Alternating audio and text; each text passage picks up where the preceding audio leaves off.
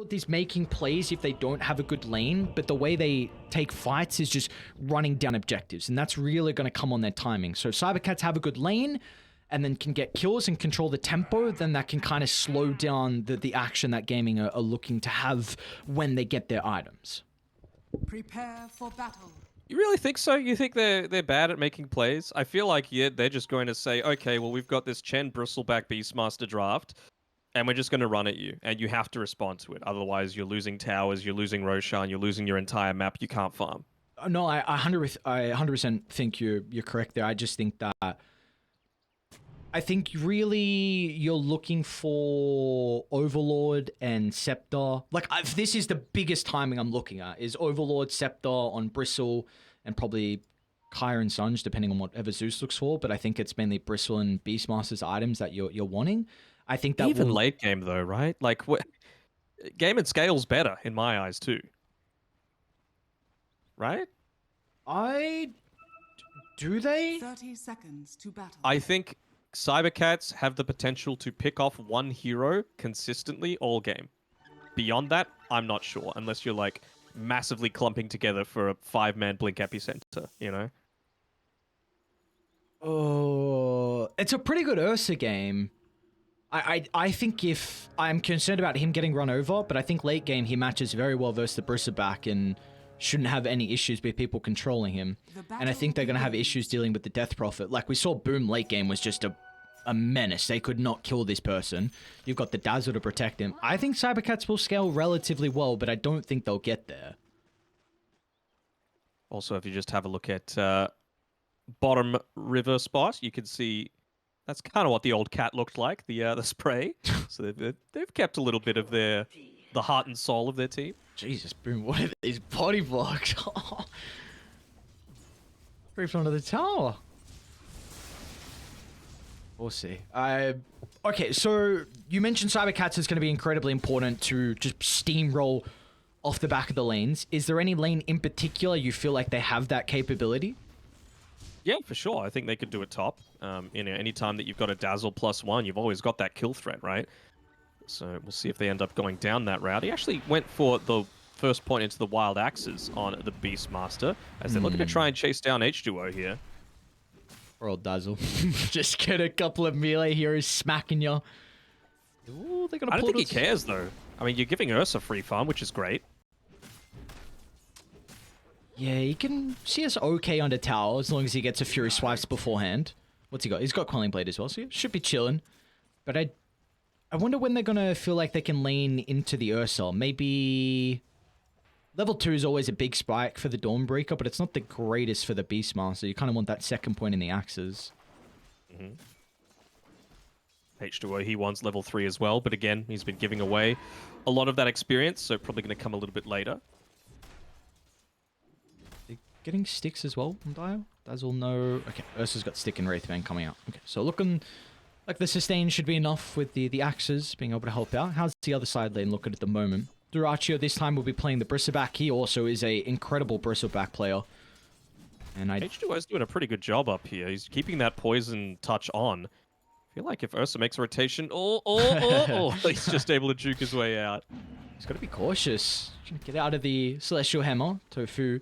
The other movement speed he does 5 extra over the Dazzle, but oh no, don't get the cell popser. Okay. He's gonna go try for the pull, maybe. Don't think it'll work out though. Well, alright. So they've gotten out of the worst of that top side. Really felt like Shigetsu was maybe getting a little bit too creep greedy, let's call it. But you're the position 1. It comes with a territory. It's like mid lane. It's got to be a farm fest. We'll take a look at it for the moment, just so we can keep our eyes on all the other lanes. But yeah, Igor is going to be chilling along with Boom. It's really going to be a couple of minutes until with the level 6s, and once Boom has that, he'll have the global potential, so we'll see some more aggressive plays occur in the side lanes. And do you also feel like maybe for CYBERCATS, can they get active with the early level 6 on Igor? We were kind of mentioning about that in game 1 with how they could, gaming Gladiators could look to rotate with Boom on the Death Prophet. Do you feel like CYBERCATS have a similar way to be able to play with Igor? I don't think so. I think you really need to make sure that DK Focus gets this Blink Dagger. I think you need to try and need to try and be doing everything that you can to set up for the inevitable Gaming Gladiators push, because it's going to happen, right? Like Beastmaster, Chen, Bristleback, they're going to push you. So if you're able to respond well, just farm in this early game, then maybe you get that big teamfight threat that I was talking about, right? That 5-man Blink epicenter that you need to be able to slow down Gaming Gladiators draft. I'd like to see then Phasor go back and start to make some stacks, and it does look like that's going to be the case here for the Hoodwink. When you're playing solo at the moment, Celery is on a bit of an expedition to try and find some creeps. He went all the way to the mid-small camp to be able to play with the Harpy Stormcrafter that he has. And of course, I mean, Bristleback is not going to be afraid in this matchup, so Racho will be chilling. Just be a little bit careful now, though, of course, on DK Focus. Now that you do have that Stormcrafter, he's just constantly being there to lay down some of this harass. The Chain Lightning coming through, you get minimum 3 zaps of it. Yeah.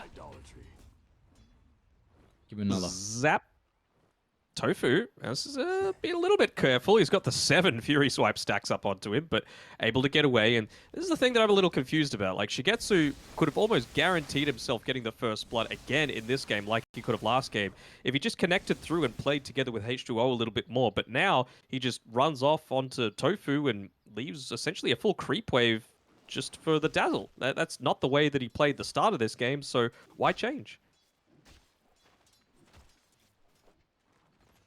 They're on their macro game, though, for CYBERCATS. Another stack's going to happen at the triangle. The moment Radiant... they do have some stacks, actually, by their bottom outpost, which is definitely going to be nice for Boom, or the Bristleback if he's going to look to make a farming rotation towards the triangle. Ace in a bit of trouble, though, top. The dives occurring from Shigetsu and H2O with one more swipe, but it was secure with the kill. First blood completed, but Tofu looking to hit back as well with the extra damage from the tower and the Thunder God's Wrath for good measure. Tofu might look to move this onto H2O. It does help the help of the boar as well. So with all this movement speed slow, Tofu continuing to smack down the Dazzle with that hammer. The abilities are back up and there's nothing H2O can do. Very, very nicely done by Gaming Gladiators. Just to be able to get that easy first blood turnaround, rather. It does make it a little bit more worthwhile considering Boom has already hit up onto the level 6 to be able to counter out this push coming through from Igor. Already just using the glyph to try and get some extra damage through onto the wave. I don't think Phasor is going to be able to do enough to be able to secure any kind of kill onto Boom. So it's an alright use of the first exorcism, taking off half of the tower's HP. But still, those side lanes not going great for CYBERCATS, particularly the Sand King. You know, I was mentioning before how he needs to be the one that's enabled a lot by some of these stacks coming through, but prior to that point, he's falling a fair way behind in terms of net worth. Poor old Celery's under that cliffboard. He didn't... Dude, Phasor with his blocks are nutty. Oh, stop doing that, man. Oh my lord, there's some incredible blocks. They did see before Celery was able to shock a majority of the experience at the hard camp. Also taking a little bit of creeps as well. Has blocked it up now and also scouted the Ancients. Hold it, and not just that. Igor's also been able to scout out this big stack here. I'm kind of surprised he's not going to go for it. He's got the Arcane Rune. Take it. Phazor's found it for you, bro. Oh. I suppose this creep wave's pushing in. But, oh, actually, never mind. It's DK Focus that's been able to pull an entire creep wave over here, but has to be careful. You're up against a Zeus. Dire's middle tower is under Boom's attack. doing a really good job to position away from Igor as well. Duking down to the outpost. DK Focus will be able to cut his way out. I didn't see who got a majority of the gold. I want to say it was the Death Prophet that got most of it. Still, though, that's the type of moves. Like, Phazor's doing well to be able to scout that one out, take away a lot of that acceleration potential. All the while, though, Duracho just sitting down bottom without a care in the world. Farm, farm, farm. He's going to be starting into his Aghanim Scepter sooner rather than later. What are your thoughts on Shigetsu going Battle Fury as his first item? You a fan of this or no? Kind of feel like he has to, right? You're up against this big wave of creeps that are eventually going to be coming at you. Boom. Getting on a little bit here. Nice wraparound from Phasor. Gets the bushwhacks. The heavily jump's not going to get enough distance away as Igor will charge up the high ground to secure the kill. But if we tried to do whatever he could to hold back CYBERCATS, but unfortunately it was not enough thanks to Phazor's positioning. Yeah, I mean, against any kind of, like, Chen army, against Beastmaster creeps, against a lineup that, in how many, like, let's call it 3 melee coming through from Gaming Gladiators, you're going to get decent value out of that Battle Fury. And of course, you want to be keeping up in farm as well against the likes of a Bristle who can accelerate. So, yeah, I don't hate this. I think there's always an argument for Diffusal Blade versus the Bristle because of how mana reliant he is. As Boom gets rid of the Skrill with the Thunder God's Wrath. I think with the Battle Fury as well, I really do feel like this is a hero that's going to be able to scale well into the late game, and the Battle Fury will enable that. So it's just, it's a question of, do you want Diffusal for the early game because you're worried about getting run over, or can you go Battle Fury and get away with it and get these couple of items to help out towards the late game? Because I think if you do get there, then you've got a big Ursa issue. Yeah, I think Battle Fury Diffusal BKB is the sort of way you want to go about it. Look at this, like both teams taking away so many stacks that they're going for. Nice, Oh, Dyrachyo. nice chop. Beautifully done. Cuts down the tree. They're going to continue to chase Dyrachyo. They're getting a lot of space out of it, though. Mid lane, Tofu and Boom trying to kill H2O will not be able to do so successfully. They're still hunting Dyrachyo. Some TPs need to come out shortly. Dyrachyo is making it work for it with the Quill stacks as well. It's actually going to pop the Soul Ring to try and play with a little bit of extra mana. He gets the Death Prophet in the end, just with the last Quill. And meanwhile, mid lane, Gaming Gladiators, I mean, that is so worth it. It's unfortunate to see your position 1 go down like that, but they took a tier 1 tower in the middle lane, and they also got H2O as well. Yeah, they took the tower, they made a ton of space. The thing is, it was kind of telegraphed that CYBERCATS were going to make that move, right? Because you pop the Exorcism assuming that you're going to be able to get that easy kill.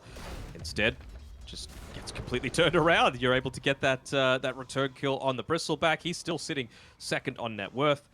Things looking good for Gaming Gladiators, and they're just going to open up the map more and more with Ace having taken top tower. Ace going to expire shortly, Boom. But be cautious, my friend. They've already used the pushback. What a beautiful ability Heavenly Jump is.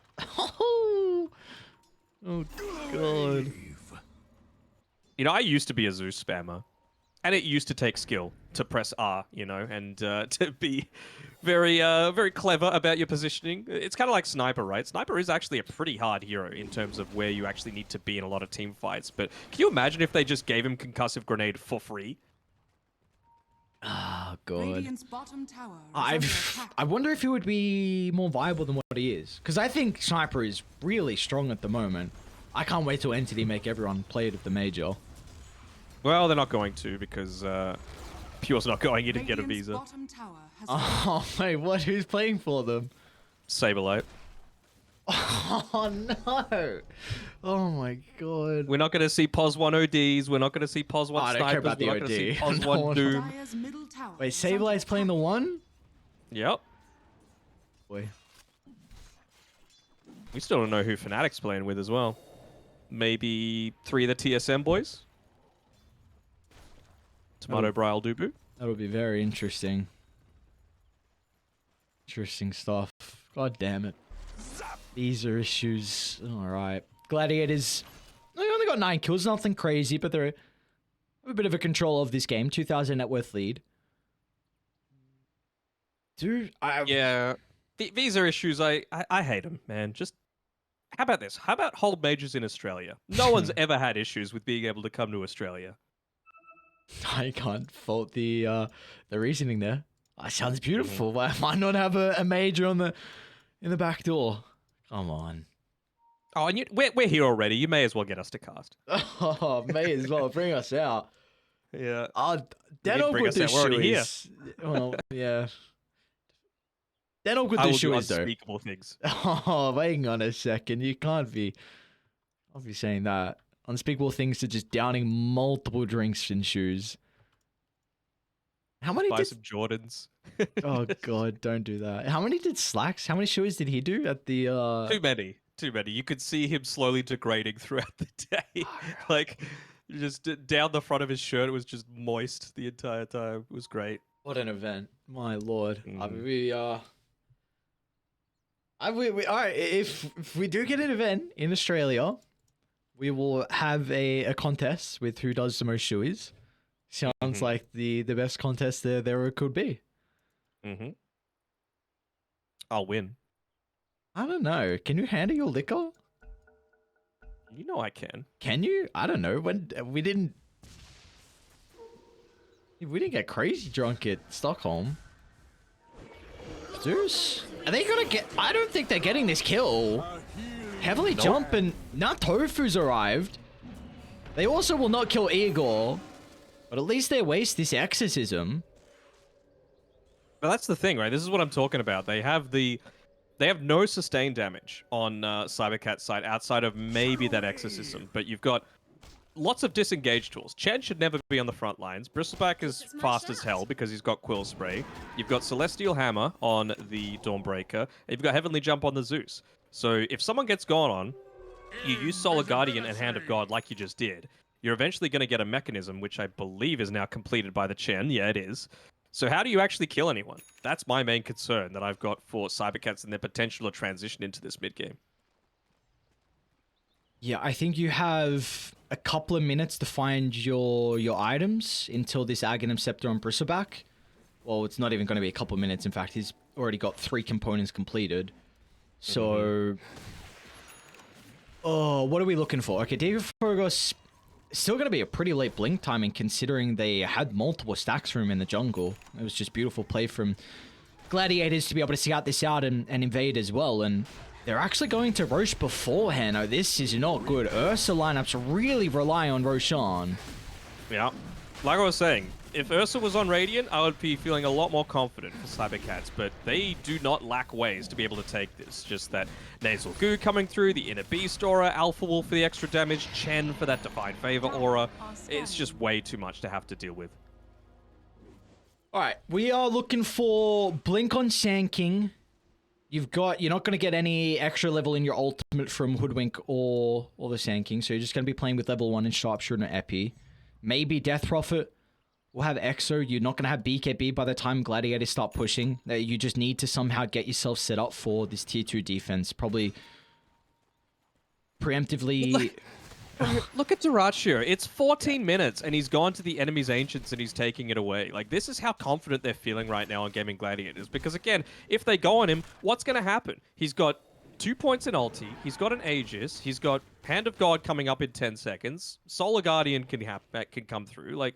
The man will not die, and now he's got his Aghanim Scepter, I'm pretty sure. Yeah, it's coming out to him. Radiant's bottom tower is under attack. CYBERCATS first want to make a move though top.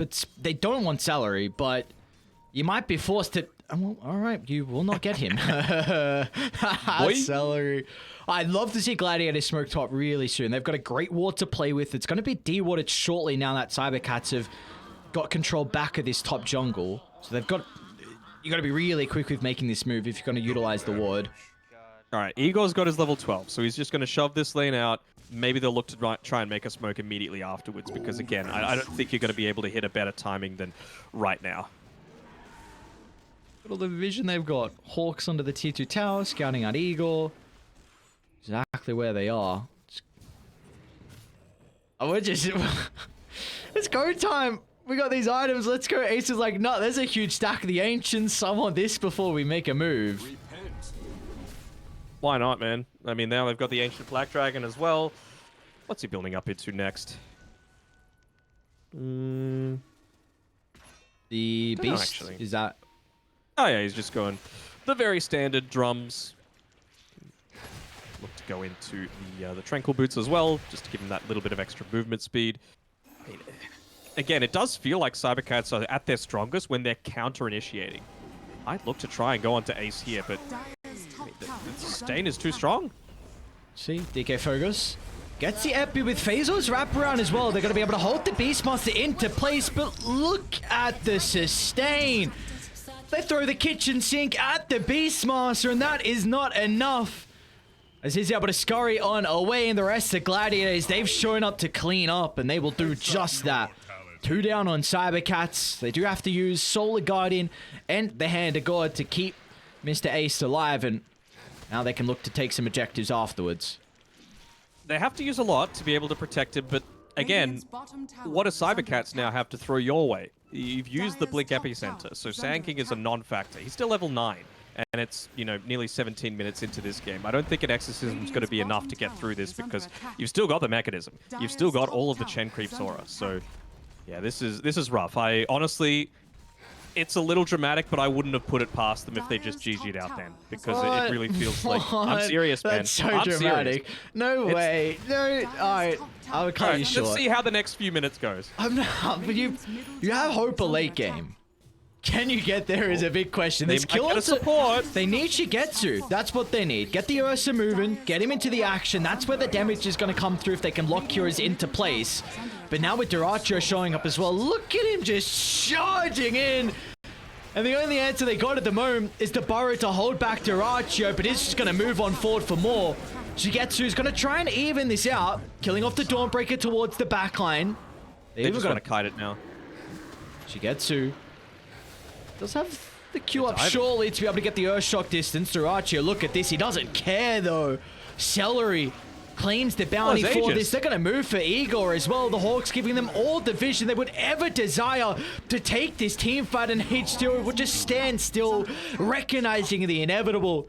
As gaming Gladiators, they are forced to be reckoned with in this second game.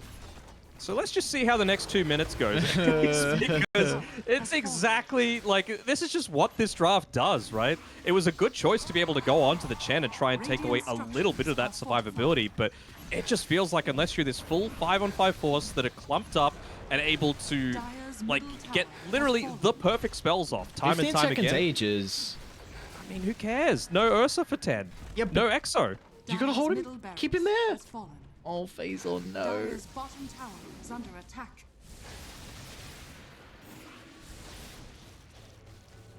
Look at all that health throughout your lovely regen. Chill. Back up the full. They just got the melee, actually. Ranger Axe still standing. Dire's 12,000 bottom net tower worth is lead. under attack.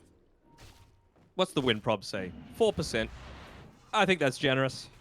Oh, Jesus Christ. We are we're 19 minutes in. Yeah, fair enough. Yep. No Exo for 50 seconds. Pretty sure backdoor's disabled. The mid wave is in long enough. Yep. Push the tower. Pop the drums. Let the Ancient Black Dragon do most of the work. Haven't even used the Thunderhide buff up. There we go. Eventually puts it up onto the Ancient Black Dragon. What's the Ursa? No, he's not going to have another item. Nope. Maybe look to cut mid, wait for the top lane to get shoved back out, or you're just happy with forcing everyone back, but Duracho just completed a BKB, so this guy was already difficult to kill the Bruiser back, and now you're going to have to go through the magic immunity as well. Invisibility. Even just like, Tofu doesn't care. He doesn't need to be with the team. This is the benefit of the position 4 Dawnbreaker. He's got a Glimmer Cape coming out to himself as well. So again, this single target focus lineup is just going to be They're going to make the attempt with Shigetsu here as well. The Fury Swipes are stacking up. It's a lot of damage. A late solid Guardian, but it will not matter. Duracho, they didn't get the finishing blow. The Bristleback's going to make him pay for it as the G's are dropped. 20 minutes in, gaming Gladiators make quick work of this second game. Radiant Yeah. victory. All came down to the draft. Like, even in that first phase, okay, this will sound dramatic, but after that first phase of the draft, I'm like, feels like Game Gladiators have this. You've given them the Bristleback and the Dawnbreaker, like 2 of their staple heroes. And what did you get in response? I think it was